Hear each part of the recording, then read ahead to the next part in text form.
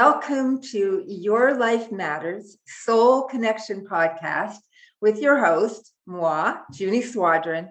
Today, I am absolutely delighted to welcome Les Jensen. Les, hello. Welcome to the podcast. Junie, thank you so much for having me on your show. I'm delighted to be here. Oh, thank you. Oh, wow. So I'd like to just share with everybody a little bit about you. So I'm going to read this so I don't kind of go off in another direction. And then we'll just move right into our conversation. Yep. So everyone, Les is an author and a radio host, speaker, energy master, and visionary. He was born in a Mormon household in Brigham City, Utah, the last of 7 children. This laissez faire situation allowed Les a significant freedom to explore his strong sense of independence and to indulge his curiosity about the world around him, how it worked, and the people within it. His technical skills eventually led to a very successful career in engineering in the broadcast industry. And it was here that he experienced a spiritual experience and a spiritual awakening.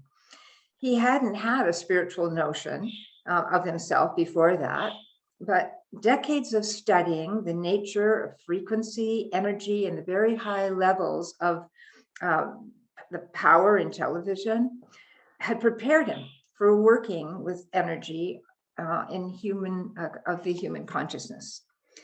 And then his life path changed. Everything Les had learned about energy would later show up in many ways. It's going to be so exciting to hear about them all, including his writings. He's written many books.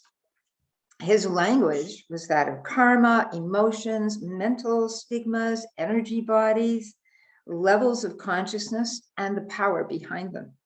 Meanwhile, years before becoming an author, Les experienced this energy in the form of a life-changing moment, what he describes as broke himself wide open.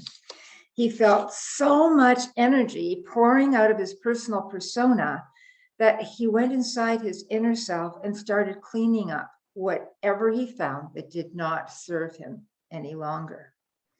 So more or less naturally, good play on words, such life-altering changes led to the creation of the New Human Living 2009, a global platform to assist humanity in discovering their own truth. Without any bias towards any religious group or existing establishment, Les has kept the focus of all his material on the personal empowerment of the individual, where the guidance of the best life path came from each individual's heart, based on the notion that the kingdom of heaven is within us. Each one of us, now and always, is always there. And by keeping the focus on the purity of the individual's life, energy, Les's material transcends the inherent cultural bias of those existing establishments' beliefs. Wow. So Les is an author of many books. The most recent is Citizen King. Welcome again, Les Jensen. I'm looking forward to this conversation. Thank you. So am I. So, Les, I love learning how people move from their beginnings to their current passion, and you've had so many life changes, right? Could you please take us on a journey and tell us some of the significant stepping stones that brings you to where you are today? Oh, sure. Well, I was 35 years old, and I had no notion whatsoever of spirituality or cosmic 2x4 or anything. Had you talked to me in that moment about my life trajectory, well, I'm a TV engineer. I'm going to work in TV, period, end of story. And working in TV, I worked in front of these really high-powered television transmitters. I mean, these are very high power. Our electric bill for 1 month would be $7,000. a Whoa. lot of power. Whoa. We use Yeah. 32,000 volts to make 1,000,000 watts. And 32,000 volts will drop you like a brick. I imagine. And so my young brain, I just graduated from high school. That's the end of my formal education. I had to wrap my noggin around, what the hell's this power? What is this beast that I'm standing in front of? Right. And I think my soul chose that to help me understand what power is. I mean, firsthand, right in front of me, firsthand. Right. And it took me years of scratching my noggin to wrap my head around what is power. And again, this is all before the cosmic 2x4. And then at 35 years old, the moment my life changed, I was in a psychiatrist's office and he's like, Les, let's talk about this anger. I'm like, huh, What anger? I don't get angry. And he puts his hand out and he says, come on, push on my hand. And I push on his hand and I kind of sink down in the overstuffed couch. And I'm like, this is lame. And he got up in my face and he said, look, it's okay, Les. Look, I'm safe. You're safe. In fact, I'd like to see your anger.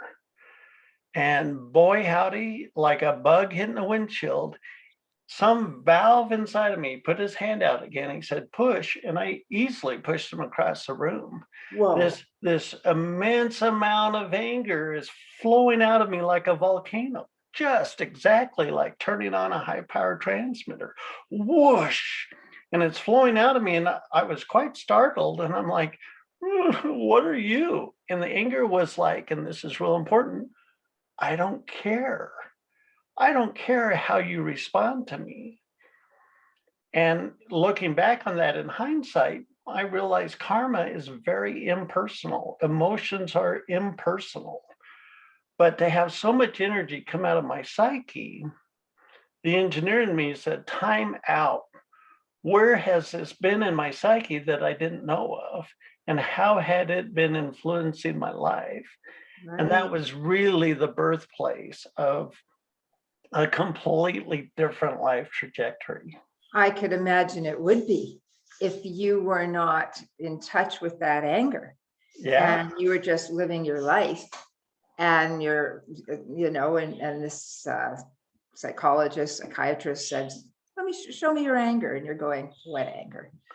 It had to have been like you said, in front of those great big powerful energy machines that you're working in front of.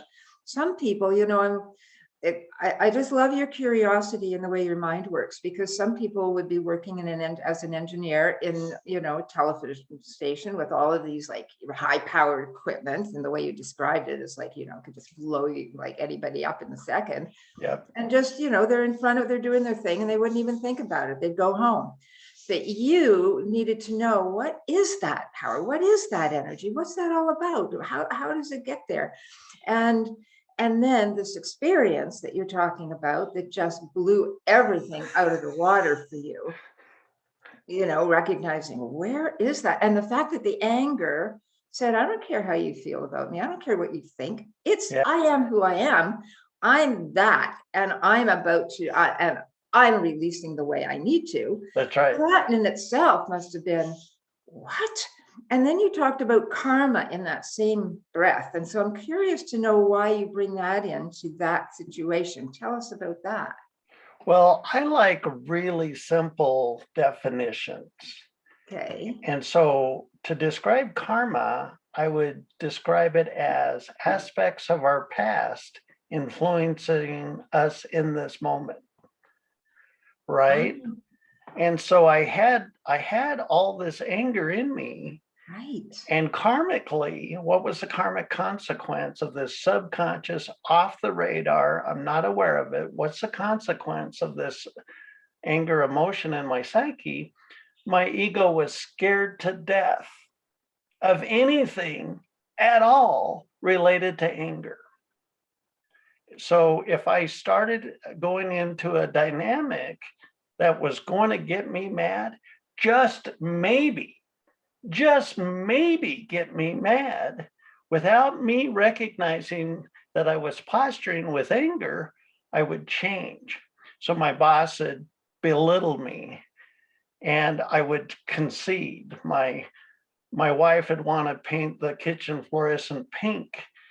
I'm kidding. And I'd concede because I couldn't, if there was something that might, and that's real important, that might bring up anger, it's off the table. You're pushing it right down. Well, I'm not even. You're not even aware of it. That's right. It's not a conscious thing. So if this is the choices of an enlightened being, I'm living my life like this because all these had consequences I didn't want to brush up against. Exactly, which is why you would concede. So I had habitual patterns of avoiding so many opportunities. Tell us about that. So, well, it's a karmic consequence. Hey, boss, you're treating me like crap. In fact, I need a raise. That changed my life. Fluorescent pink isn't cutting it for me. I think we should do some more earth tones. And now I'm speaking my voice, and now I'm much more present, and now I have a sense of control effect of my life, right? And so all those were off the table, and it was all subconscious. Wow. So at some point, obviously, they brought to consciousness, obviously, when the anger just exploded out of you. Yes. Yeah, that would put you on another trajectory of many, many things to eventually have that voice, to eventually be able to say, could we have earth tones? Could you give me a raise, please, to be in your power and know how to express that. But many things would get you, between that experience to having a voice, or just kind of, wow, what else is unconscious? What else is unconscious? And that was 25 years ago. And every single day, I pay attention to my psyche. And if I can turn up some dirt, if I can bring up some ugly feeling, woohoo, because it's energetically in me. And so there's some aspect of the world outside of me that it is having a karmic propensity towards. And so I realized that it's like electricity. Or perhaps gravity. Gravity is great because we can see the effect of gravity. That's quite obvious, but we can't see gravity. We can't see it, but we can see the effect. That's a brilliant analogy. Sorry, go on. Yeah, I love that. And then there's electricity, and you can go your whole life and not know about it because it's not obvious. So now we have consciousness, human consciousness. Well, I think that's the most powerful thing I've mentioned out of all these elements. And so if you think of a savior or a deity, they've got all their power online. But how do we lose that power and go to a sense of hopelessness, a homeless person, a victim, a slave? Well, we load up our psyche with unresolved consciousness. Where does the energy of karma come from? Well, it's my own consciousness. Karma, the energy behind karma, is my own consciousness that I didn't give myself permission to feel in the moment. And had I felt it in the moment, I wouldn't have accumulated it. Now, my dad was a World War II vet. And I know in the foxhole, he had to come to terms with some pretty ugly things. And it made him very angry that I think he had such a light heart. And then to be forced to kill made him extremely angry. And this is long before I'm even born. So in my family household, if dad got mad, you couldn't make yourself small enough. You couldn't, everybody wanted to become invisible. Right. And so to make that safe, I learned that I don't want to be the one that brings the anger dynamic into the household. I'm going to install this valve in my psyche that when anger comes up, it goes right back down without me even knowing. Absolutely. I think that is, I think we all do that Sure, unconsciously in order to protect ourselves and stay safe if we come from a household or there's other influences in our life where we feel someone else has power over us. And when we're kids, they do, because sure. we don't have, most of us have come from children should be seen and not heard, or whatever else it has been, that if it's not pleasant, we learn to adapt, and so Right. that we can feel safe and breathe easy, and Survive. then to survive. And so of course we stop being conscious of it. It just becomes who we are, right? It just becomes the way in which we naturally go about life until it stops working, until one Subconscious, day. subconscious karmic patterning, subconscious karmic posturing propensity. Yes. Right. And what you were saying is, until you gave yourself permission to feel the feelings that Oh, were sure. there, Well, then go the ahead. the the first moment, in that moment that the anger came out of me, um, my ego didn't have any posture with it. Now, had it been in an argument, I'm sure I would have dropped into reaction and said, "This has to stop." I would collapse the narrative of an anger incident. But in that moment, I don't think I was prepared to react. Here comes all this anger. And the curious thing was, although my ego had been scared to death of it, after that first event, it's like, well, wait a minute, I, that wasn't all that bad. And so I went and looked and I found more anger. And when I felt it flowing out of me, since I wouldn't react with a posture that collapsed it, I could stay in the flow and go, okay, bring it. And an immense, much more energy would pour out of my psyche. And I could have a much more powerful healing event in the moment because I wouldn't react. I understood the energy was impersonal and that the energy was had a karmic consequence in my life. So every single time I feel energy in my psyche that the uglier, the better, let's get it out. And after 25 years, wow, wow. And I still keep looking. I mean, just a week or two ago, um, I was meditating about unconditional love. And boy, howdy, this grief came over me and I fell to the floor and I'm bawling my head off. And I know not to stop it. And so I give myself permission. You might think of it as being a drama queen, but I gave myself permission to just just get rid of it. And every single time I do that, my energy goes up more and I quit getting sick. I I respond from emotional triggering in a much shorter period of time.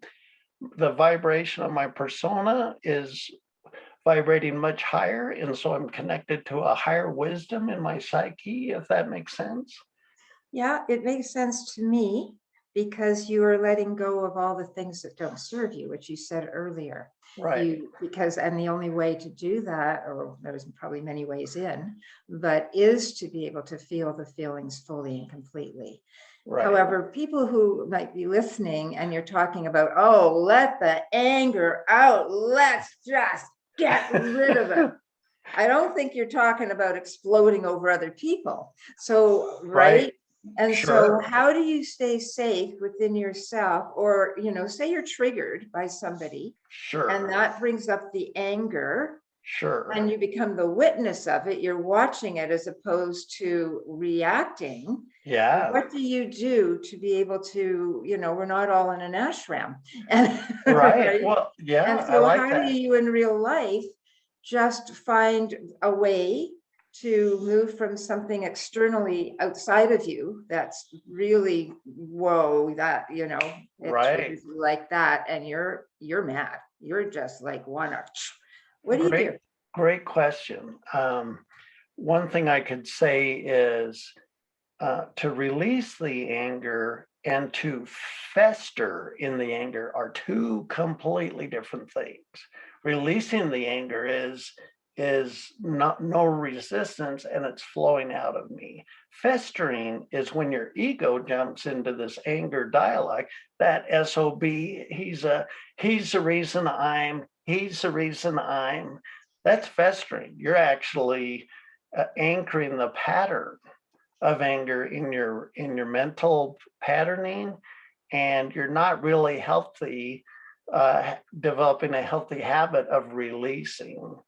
So, so if I get triggered, it's never about what triggers me. It's about me. And this is very powerful in personal relationships. I'm sure 2020 brought millions of couples into arguments they never would have had they not been homebound for so much time. And if your relationship, whether it be with somebody at work or somebody you're intimate with, if they have a behavior that triggers you and your energy flares up, what energy is flaring up? Mine. Now, we tend to be attracted to the bosses, the people that are a mirror of our own subconscious imprinting. True. And so when you first, like my boss, 10 years before I cracked open, I had a boss that was three things. He was malicious. He was a SOB. You might call him evil, but he was my angel. He was my angel. Every day for a decade, he'd sit there and just drill me down. And my anger would get stirred up. And you'd push it right down. And I'd go home and it'd take me an hour to crash on the couch. If you come home from work and you just want to crash and veg, that's your subconscious anger getting stirred up. But he was such an angel. I'm sure I had a huge soul contract with this man. Yes. And he put me on the couch. He stirred up my anger every day so diligently. He was such a diligent, malicious SOB. And I thank him for that. Maybe you needed that. Sincerely. Right. He's a very, very powerful man in my life. And I thank him for being such a SOB. And so once I released that anger energy, he didn't have any interest in me.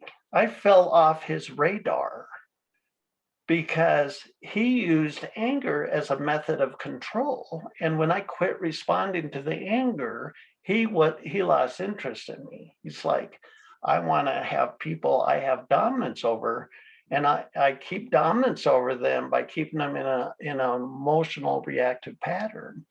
And once I quit that habitual patterning, it was like magic. He just quit bumping into me and I fell off his radar. So it's everybody who triggers you is your teacher and is giving you a gift in the moment, if that makes sense.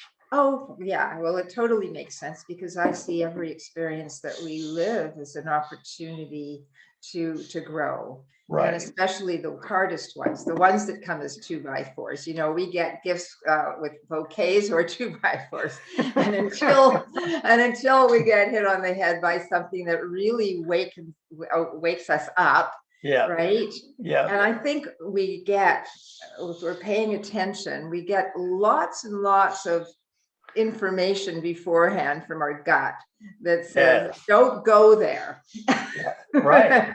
Right. And we keep going there until whack. Yes. You don't go there anymore. And then it's like crashing down. And then later we can see, wow, the lessons I've learned from that. And then you go and say, that boss is one of the biggest gifts that he's ever given anyone, because I've got my power back. Yes. And he can't control me. Nobody can, because I'm not under anybody else's, what's the word?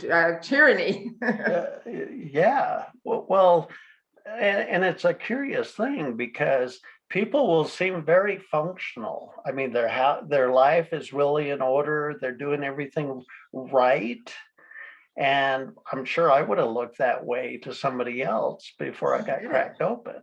And so the measuring stick, the traditional cultural measuring stick is broken. I mean, we don't genuinely look at this point of, I mean, I'm a point of presence of source consciousness, or the kingdom of heaven is within, the Father and I are one.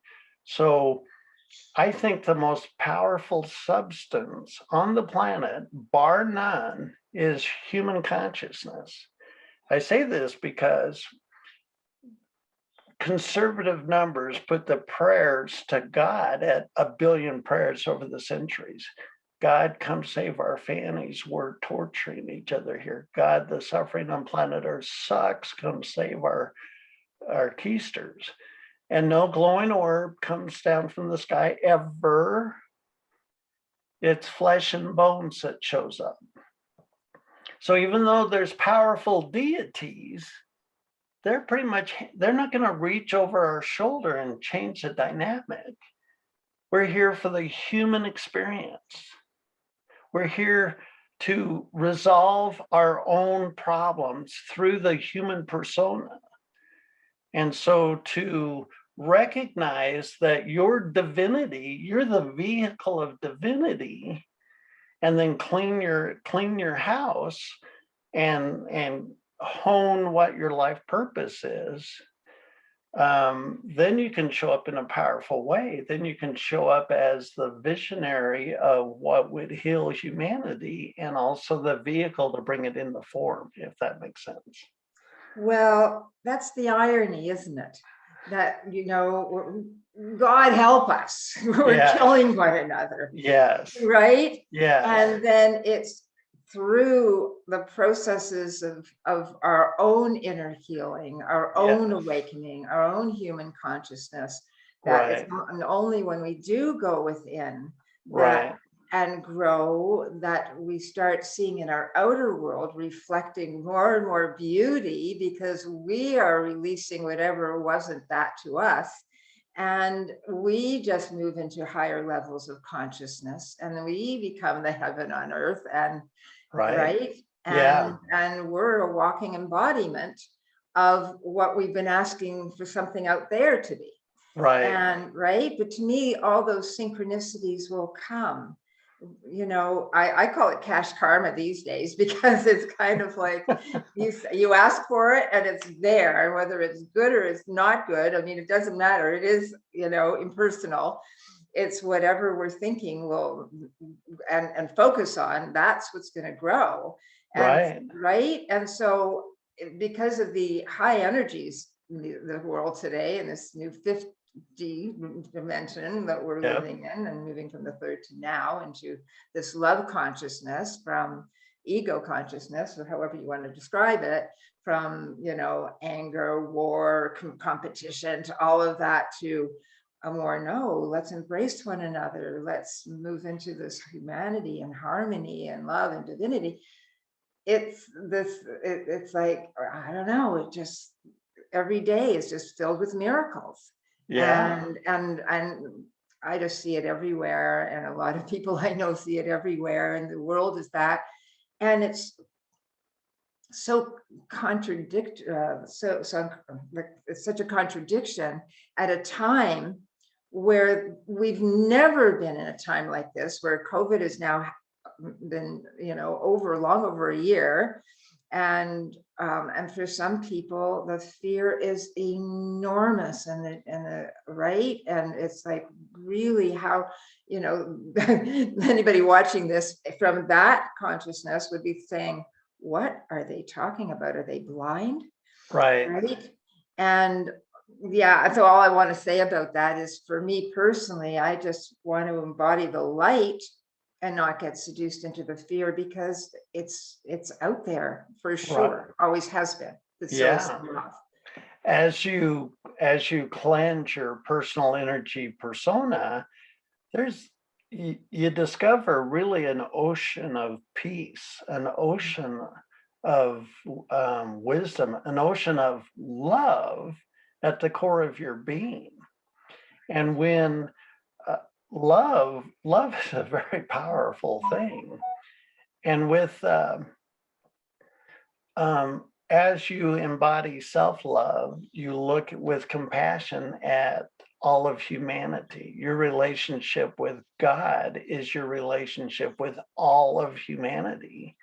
In my book, Forgiven Sinner, God's Last Savior, and that title was so wrong because people take it as a religious book. It's a spiritual book about our life purpose. You're here, I'm here. Once I broke open my perception, I'm here to do many more things than I ever had comprehension of. As you read in my bio, I'm a author and a radio show host and a visionary, and that helps me show up for the reason I'm here. And when I show up for the reason I'm here, today I feel satisfied. Today I feel a sense of fulfillment in my heart, in my soul, and my ego. But before, I was living in this little ego portal, and my heart and my soul didn't get a sense of fulfillment because I wasn't really moving forward with the much bigger picture of why I was here. Right. Right. Well, how could you? Coming Right. from absolute, like, Ignorance. well, yes, I suppose we can use that word for anything that we don't know until we know it. That's Right. what ignorance is, right? Yeah. It's not stupidity, it's not anything. But when you come from certain backgrounds like yourself, a very highly religious and very strict religious background, Yeah. and you described a father that repressed and this anger from the war, but then when he exploded, it's like, let's get out of here. Right. Let's disappear, right? Yep. Yep. And so to come from that kind of religious, very strict upbringing to where you are today, it's day and night. It's day and Sure. night. I mean, would you have thought way back then that you one day you would be this author, speaker, radio host talking about love and feeling so good within yourself? Not at all. I wouldn't have thought that whatsoever. You know, being the last of 7 kids, I think my folks were totally burned out on the disciplined kid raising. And Right. that gave me fierce freedom to think whatever I wanted. Nobody cared what I thought. Mm. And that's not a bad thing at all. And so I'm fiercely curious about everything. And then my soul chose that I be born into a Mormon household. Now, I have nothing whatsoever against the Mormon religion. They have very wonderful aspects of the religion that help millions of people. Yes. But in that discernment, I weighed every single thing that came across my awareness. You know, God's out there. He's going to come save our ass sometime. You know, I chewed on that for quite a while. Mm. And so if I suggest, now I can say for myself, my soul put me in TV, made me the last of 7, put me in a staunch religious household. And that set me up for my life purpose. Right. Now, I could look back at my family dynamics and how I was raised, and I could easily be bitter about a whole slew of things. But I suggest to you, the listener, if you take a close look at the family dynamics of what you were born into, you look at your own personal demeanor, and you recognize your life purpose, you're gonna have a genuine sense of gratitude. I'm very grateful. I'm very grateful to be here now, this small town kid from Utah, talking about all this stuff. I mean, I never would have thought it, but I want to show up 100% for every single aspect of why I'm here. I hear you. So what would you suggest, Les, for people who are not there, but aspire to get to a place where they can have pure peace within themselves, where they can look at their family of origin that they would not see necessarily as a gift today, or even today looking back. And they're so far away from any of that kind of thinking, but have a deep, deep, deep desire to find some way out of the pain that they are at least aware of, but don't exactly know how to identify it. So they're still projecting out that it's everyone else's fault, but there's this deep yearning to find some peace and not be that person that's Right. always angry Right. Well, yeah. the day before I cracked open, I would say the vast majority, the bigger part of my psyche was unconscious to me. And so if people are in the situation you're talking of, you need to bring some consciousness. You need to bring some awareness to who you are in this moment. How do they do that? One of the practices I teach is no thought meditation, and this will kick your ass. So set your phones are not necessarily my first choice because you can get texts and whatnot that can distract you, but a kitchen timer or something like that, set it for 10 minutes and stop your thoughts. So preferably early in the morning before your monkey mind goes crazy. So relatively soon after you get up, go, if you live in a busy household, go to the basement, go sit in the car in the garage, go in the bathroom, set it for 10 minutes and stop your thoughts. How do you do that? How do you stop your thoughts?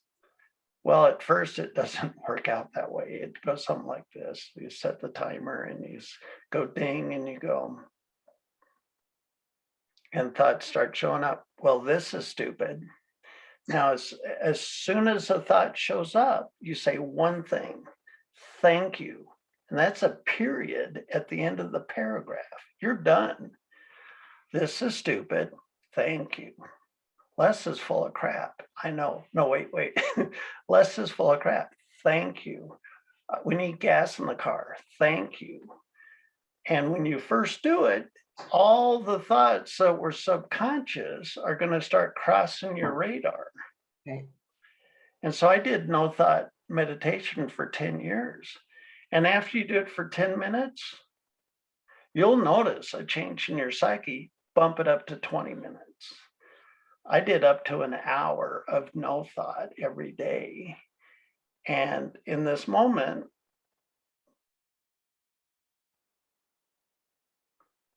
I can pretty easily have zero mental dialogue in my head.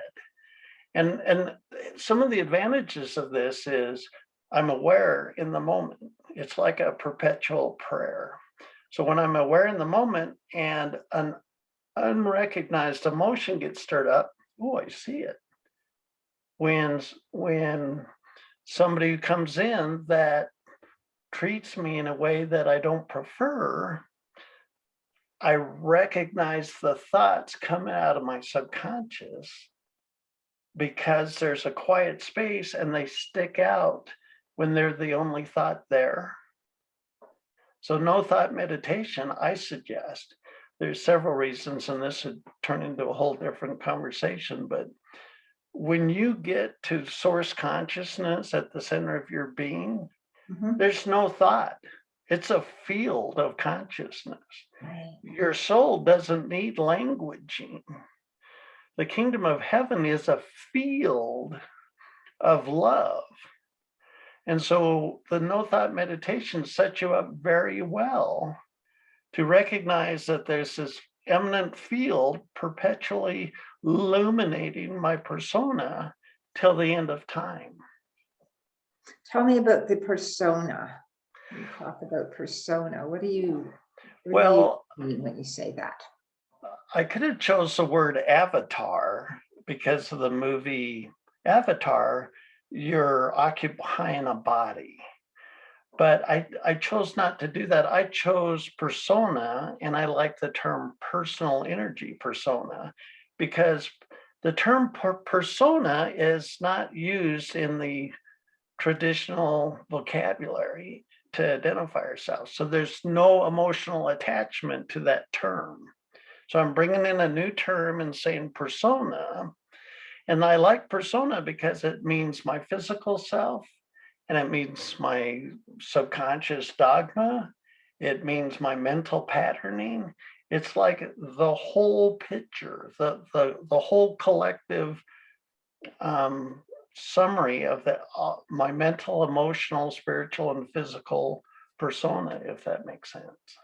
It's kind of like, again, it's an impersonal. And Yes. so as opposed to it's my, this, that, Yes. it's everything. And it's like, okay, this is what inhabits this body. Well, and not only the body though, but the soul, the subconscious energy, that anger I didn't have, that was part of my persona. Right. So this is all fascinating for me. It really is. It is. I love it.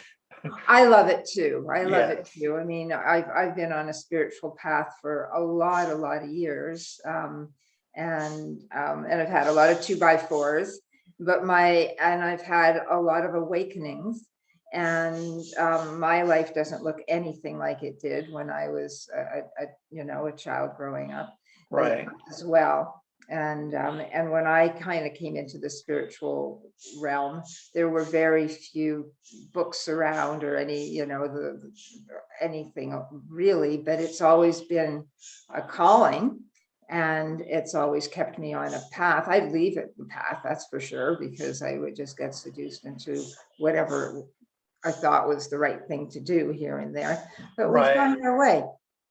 If it's like what you were talking about, if it's a life purpose, if it's a calling, if it's something beyond what isn't working, and to look at something else. And I think that's a beautiful thing of what this shutdown has been for everybody, because it's forced people to go beyond what the norm has been, to ask what really matters.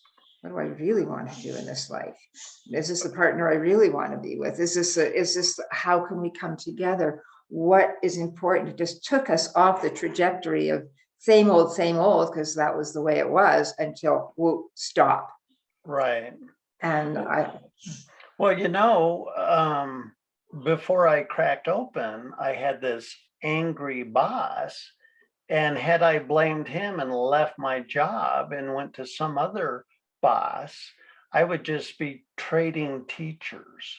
And so what I'm talking about here is 2020 kind of put the magnifying glass on our inner self. And if you're in a relationship with somebody where there's a lot of emotional reaction, don't leave the teacher to go find another teacher. It'll take you years to get to the point of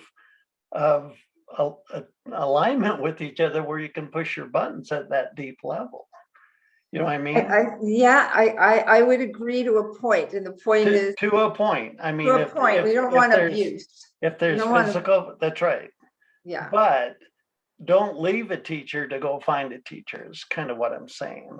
Right. Yeah. I hear you. Yeah. My caveat is, if it's an abusive relationship, or it's abusive in a way that it's threatening to yourself in any way. Right. No. But if it's a boss or many different kinds of relationships, you're right, because you're just trading people for the same experience. And I like what you say, because it'll take you a while to find that out, and then it's like, oh my God, I married the same guy. That's right. Right? How many show up until right? And so until you change, even if it's abuse, even if it's a victim, ugly, and there's plenty of ugly on this planet. If you're in that dynamic, there's something inside of you that's attracting that to you every time. It's all within us. But on this planet, I have deep compassion for people who are in a horrible situation, and it breaks my heart that a woman who's being abused every day can go to a woman's shelter and they'll tell her, you can stay here, you don't have to go back. And in her psyche, the only thing she knows is to go back. And she goes back, and it's like she's doing what she understands. And, it can be a tough thing. But, I guess one of the core points of my book, Citizen King, The New Age of Power, is the dichotomy or the relationship between your ego and your heart and your soul. What that book really does is, before the cosmic 2x4 hit me up, cracked me open, I was living in my head. I was living in my ego, and my heart and my soul were taking a back seat. Let's write a book. Well, who am I to write a book? My ego, here comes inspiration, write a book. And my ego would take that, and I don't want that, get it out of here, right? And fast forward 25 years, my ego wants that inspiration. Please tell me this weird stuff. Tell me the tangent. Tell me the new dynamic of my life, and I'm going to hold it like a gift. And so the percentage of my choices in a 24-hour day, much of it is done by my heart, my soul, and my ego's doing just a little bit. And I love that. And so Citizen King, The New Age of Power, power comes not from the ego. Power comes from the passion of your heart and the vision of your soul, the purpose of your life. And so Citizen King teaches your ego how to be much more compatible and useful and productive with the inspiration from your heart and your soul. How does it do that? To recognize where the information's coming from. So, for example, if you want to do really powerful things, you can just take Post-it notes, go buy a bunch of Post-it notes, put one on your bed, put one at the kitchen, one in the car, and your brain will be doing something else. You're unloading the groceries, and a single sentence will come in your head. Let's write a book. Before you do anything, write down the sentence exactly as you heard it. Don't edit it. Don't draw conclusions. Write it down. Now it's ink on paper.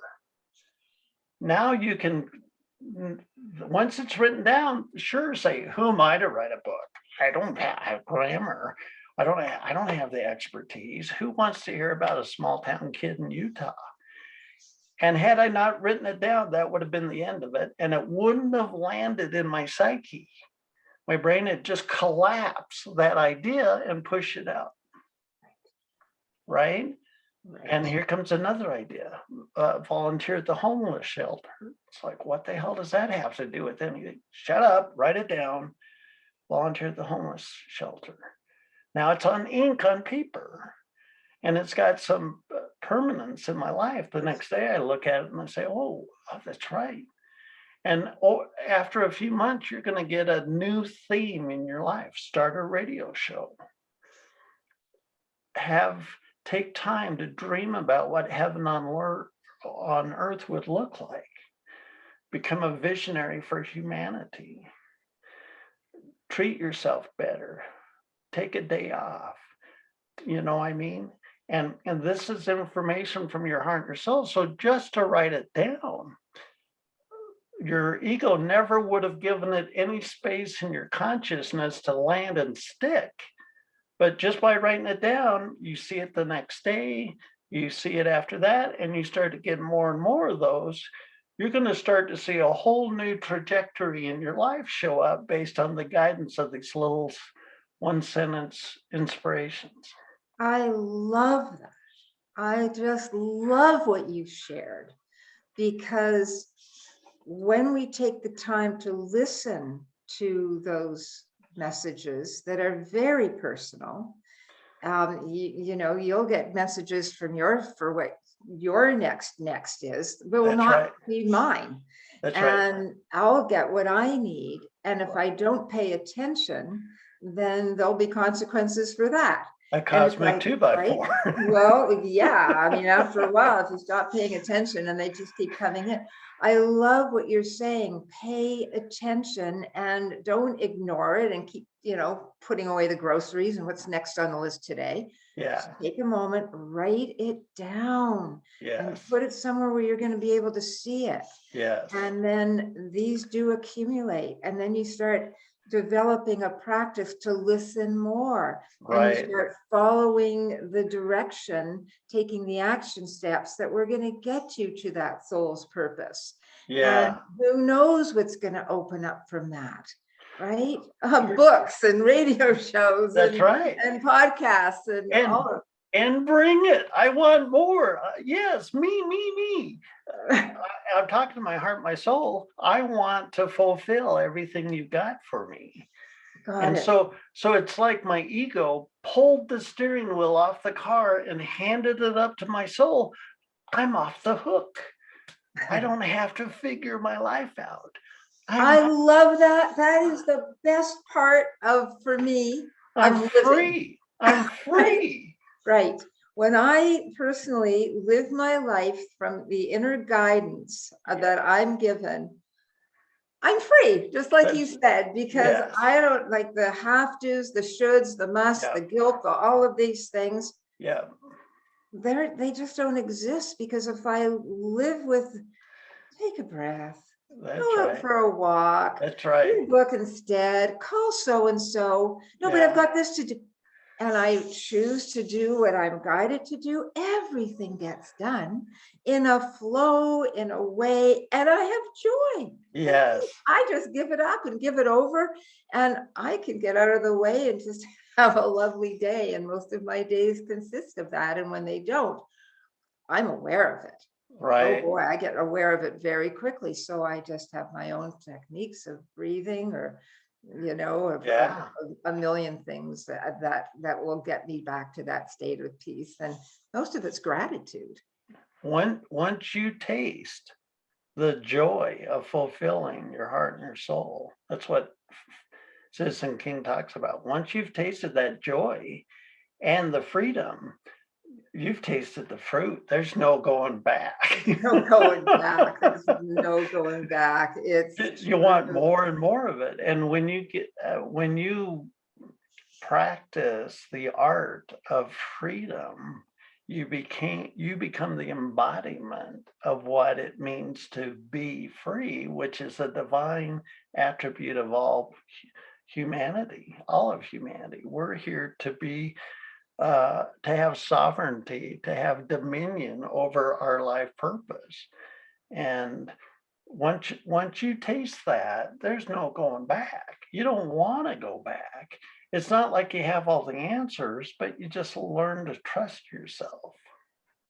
That's the key, I think, is the trust in ourselves, and to trust in the universe, to know that you're going to be given the keys to the kingdom, one step at a time. Just take this step and see where it leads you. Who is that going to put you in front of? What situation is that going to, when you look back, when I look back at all I can connect the dots. If this hadn't happened, I wouldn't have met this person. It wouldn't have led me to that particular choice that just brought this fabulous event that I would never have seen coming. We have to step out of sometimes just when you trust and take that leap of faith, because it may be out of your comfort zone, but just say, hey, it's like, when you first said, when you were in that psychiatrist's office, the thing that I heard about what helped you to release that anger, when you were saying, well, that's lame, I don't have any. He said, you're safe. Yes. He said, you're safe. And there was something within you that knew that you were, that he wasn't going to somehow just turn on you, that you were in an environment where you did feel safe, which allowed that to show up, and that huge expression of release for you. I think my soul was looking for an opportunity for me to connect with that, because my body was shutting down from that anger. I was having digestive tract problems. I was starting to get ulcers, and that vanished like overnight. Once I started dumping all this anger, all that went away. And um, I think our soul tries to corral our ego into an opportunity to connect with these subconscious aspects that are really tanking our life. It's like the Titanic, all the deck chairs are sliding, and your soul's like, come on, come on. And if you stay in ego, you're asking for a big lesson, a big cosmic 2x4, a train wreck of some sort, because if you won't listen, you stay in the accumulative mode and you actually start tanking your life. Absolutely, absolutely. And that's when things will just come out sideways. It'll get you, whether it's through some kind of dis-ease in your body, migraines, headaches, ulcers, cancer, whatever. And because the more we stuff it down, it has to go somewhere. Right. And it doesn't go away. It goes in your subconscious, and it goes in your subconscious. It expands how much energy your literal. What an emotion is your thoughts and your beliefs bumping into reality. So your emotions will actually change over time. You can evolve out of all the difficult emotions. In fact, you're intended to. But the emotion is an impersonal messenger showing you in the moment how you're seeing yourself in the moment as it relates to your experience. And so when your thoughts and beliefs come into contact with reality, your emotions will show you any incongruency. Now that energy of the emotion is your own consciousness. Where does that energy come from? That's my own consciousness warning me. Now, if I don't give myself permission to feel that, all the messenger wants is to be felt and understood. And in that moment, I release it and I don't accumulate any karma.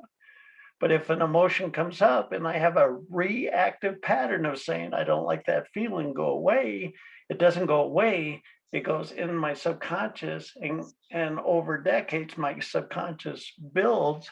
And that's the root of all dis-ease. That's the root of pain and suffering. That's karma. Right. And it's so interesting too, because there's so much that gets accumulated. Yeah. And even for people who are very conscious and work on themselves, and they think, and they do feel it and they do release it. And and you mentioned before, oh my God, where did this grief come from? Right. Yes. And when you're feeling fairly reasonably good, and it's like, so a lot of people who are in it, they release so much, and finally, and they're not particularly triggered by anything that would have been done in the past. Right. And so they know, wow, this is, I've healed this. And then, 6 years later or something, it just wells up again. It's another layer of the onion. That maybe we're safe enough now to express another part of that. But what my experience is, and the people that I've been working with for many years, is that it won't take as long to just pass through you. It's another aspect, but it can go just right through now that you're feeling it again. It's not going to take weeks, months, years to uncover and process. It's like, right. Well, when I founded the New Human Living platform, it's not a religious platform. I think it fulfills the purpose or the model of a religion, but I chose New Human Living because, again, these are symbols with no emotional attachment to them. And purity, the tagline is pure, authentic you. If I bring any adjective to it, then I'm projecting a stigma, regardless if it's a good or bad. Pure, authentic you is, it teaches you that this vehicle needs to be able to show anger, needs to be able to show fear, needs to be able to, so we don't label anything. And that helps you heal your relationship, because you can be just as so anger screwed me up. I could have been screwed up because, well, I never allowed myself to be angry. So I was addicted to happiness. Well, happiness is a good thing. Well, not if it doesn't allow you to show anger. If I'm addicted to happiness, right, I always have to smile, I'm not going to heal. So now happiness has a negative connotation. So pure authentic you, new human living is really, I'm very, very, very careful with my languaging, with my material, to say none of it's personal, bring it all, heal it all, and stand up and live your purpose with joy and happiness and freedom and sorrow and anger and whatever else. Yeah, it reminds me of Rumi's poem, The Guest House, where everything is just bring it in, the sorrow, the anger, the pain, because each one is coming in as a gift to bring. Very nice. Read the poem, Rumi. because I wish I knew it by heart so that I'm not just paraphrasing, because it's a brilliant poem, but it's exactly what you're saying. It is welcome it all, because Yes. each comes as a guest in your house and to teach us something. And so this has been absolutely delightful. I just love how you have turned your life around to the place where you are today and are teaching people how they themselves can go from whatever beginnings they've had, whatever their life experience has been, to find their own peace and love and presence in the world, where they too have their freedom and find their own heaven on earth and be that light. And so thank you for being that. How can people find you? The main platform is newhumanliving.com, and through that portal you can my books are available right there on the shopping cart, one click away. And my podcast is under the radio tab at newhumanliving.com. And if you want to learn more about my background, lesjensen.com is more focused on me and my journey and how my material, my Kool-Aid, if you will, came to be, and the basis behind my philosophy and thinking. Oh, wow, that's beautiful. And we'll have all of that written down too. So people, if you've missed that part, it'll be in the podcast notes. So is there any last words that you would like to share from the wisdom that you have gleaned over your life and where you are right now? Sure. Enjoy this day. Do you want to end up living a life you have enjoyed? Practice today. Find aspects about your life today that you enjoy. When you find opportunities to enjoy your life, it could be the taste of your coffee in the morning or the wag of a puppy dog's tail. When you consciously recognize when you're feeling joy as you go throughout your day, don't put off enjoying your life till the end of the journey. Right. I'll be happy when. That's right. You can enjoy even in the sorrow, even in the grief. You can say, I came here for really big lessons. I must be some kick-ass student. Man, I've got some tough stuff on my plate. Wow, man. So Right. Learn how to enjoy today, and you'll be in fine form to enjoy tomorrow and thus the rest of your life.